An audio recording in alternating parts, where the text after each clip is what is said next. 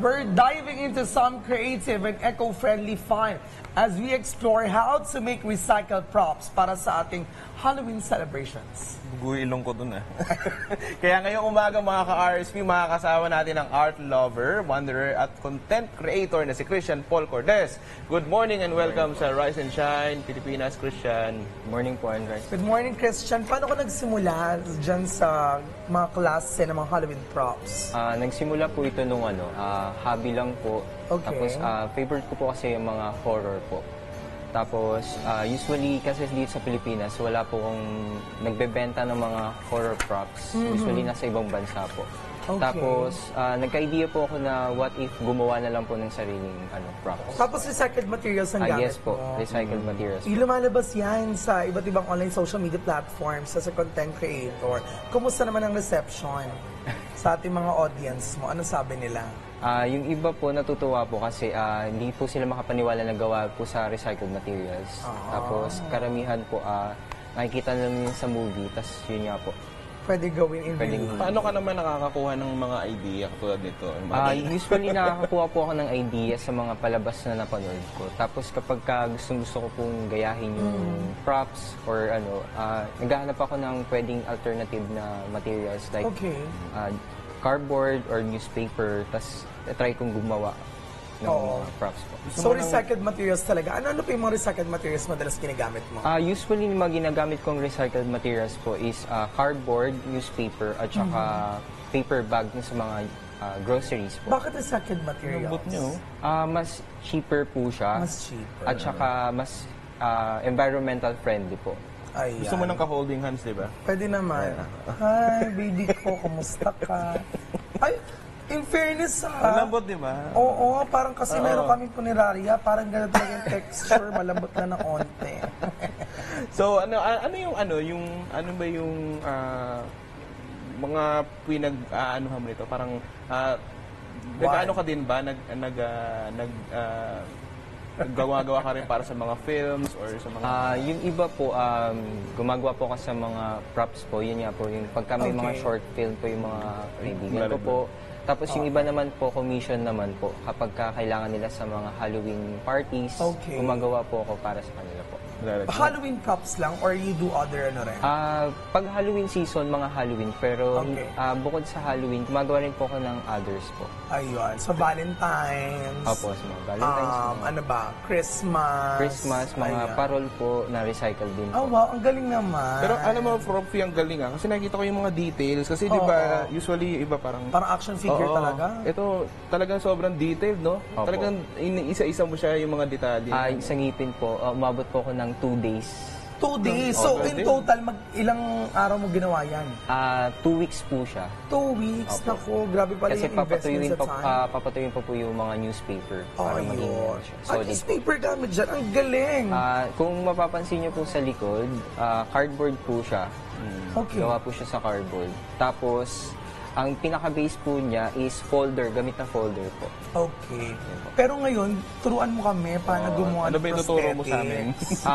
Ituturo ko po yung simple lang po na pwedeng gawin sa bahay ng mga Sige. bahay. Dahil, tatawag tayo na isa natin kasama na si Zandy. Zandy, ayan. Si Zandy po ating kasamahan dito. At ngayon ay kailangan magmukha siyang ready for Halloween with the prosthetics. So ano ba ang gagawin natin sa kanya? Kunyari po, ito, lalagyan po natin siya ng prosthetics po na kunyari na po siya ng glass. Ayun. Pero ito, gawa po siya sa recycled din. Okay. Ito po is gawa sa plastic folder. Okay. Na kinat po siya na magmukhang glass po. Tapos newspaper. Tapos nilagyan ng jari po. Okay. Ayun. Tapos, bali gumawa na po ako ng pre-made po. Ito po yung first po. Pinaka-raw. Pinaka-raw po. Tapos ito yung may paint na po siya. Okay. Tapos didikit lang. Yes po, ididikit po.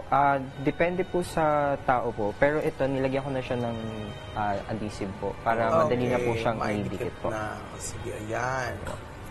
Check nyo na rin blood pressure. Ayan. Ayan. Heartbeat.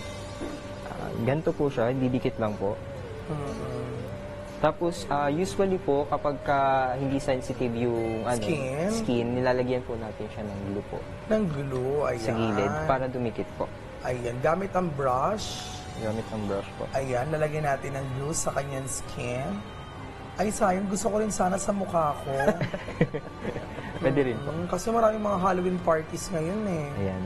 Pero masunayan pa rin dapat ng pagdalaw sa mga mahal natin yumaong sa mga yumaong mahal natin sa buhay. Bali, papatuyuin lang po siya. Tapos, pagka medyo halimbawa tuyo na po siya, lalagyan na lang po natin siya ng fake blood po. Fake blood. Para magmukhang realistic po lalo. Okay. Bakit hindi ketchup ang ilagay? Pwede rin naman po Misconception is ketchup ang nilalagay. Pwedeng alternative pang blood po is yung honey po, tapos lalagyan ng food coloring. Oh, Hinahalo-halo yun. Opo, food coloring at saka honey po. Para Very may- TLE. Yes po. Tapos ito, lalagyan lang po natin siya ng blood po. Ayan na. Pero pag ganyan, kailangan linisin mo rin alisin mo rin kagad, dilinisin mo din kagad, no? Kasi di ba, hindi ba yan, hindi dikit? Hindi naman po. Depende po sa Skin. depende pag usually po pala dapat alam po muna kung sensitive yung skin bago Okay. i-ano. So, yun, dapat pagka... Hindi naman Opo. daw sensitive yung skin ni Zandy. Ayan. Pwede natin, buong araw lagyan natin buong katawan niya ng prosthetic. Pag may Lalagyan- allergy, dapat mag-ingat. dapat mag-ingat po. Pero ang suggest ko po pagka may allergy, pwedeng gamitin instead of newspaper is tissue.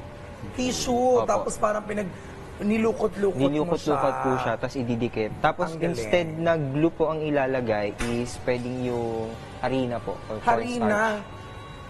Para didikit po siya sa glue. In fairness, pulbo. Pwede ba ang pulbo? Pwede rin po. Pwede din naman. Ayan. So, ano ba ang tips na pwede natin ibigay sa ating mga ka-RSP para syempre sa mga gusto rin mag-venture sa ganitong klaseng paggawa ng mga Halloween props? Gamit ang recycled materials. Mabibigay ko pong tips po siguro po is be creative po tapos lawakan pa imagination po. Ayun. Kasi anything is possible pag kung anong naiisip niyo po, pwede niyo magawa po. Creative juices ang Yes, kailangan natin. Usually, Ayun, no? gano'ng katagal? Bawa, ganito kalaking... Ganyan po is kapag detailed po siya, maabot po siya ng 3 linggo po. Magkano yan pag binenta mo? Hindi ko pa po siya na-pressure. Ganon. So, more of collection ba Opo. ang venture mo Tagal dito? din siya, so kailangan talaga dedicate. Dedicate po siya. Oo, investment sa time and effort. O your social media accounts para syempre patuloy kang supportahan natin mga ka-RSP. Follow niyo po ako sa Chichan Paul po. Sa YouTube po at saka sa Facebook po. Ayan. Pwede ko bang arborin to? Pwede po. Talagang Maganda sa arborin akin. mo. Daniel, parang walang nagbago. Ay, grabe. Sa'yo nga, joke lang, sa'yo nga, sa akin sa'yo yan, nga, sa sa'yo akin. nga. Diba? Laki ng pinagbago, umipin pa lang. Well, anyway, thank you so much, Christian Paul Cortez, sa salamat. pagbabahagi mo sa amin ng iyong tips at creativity. I hope lahat kayo ay na-inspire to create your own Halloween recycled props, mga ka-RSP. And Zandy, thank you also.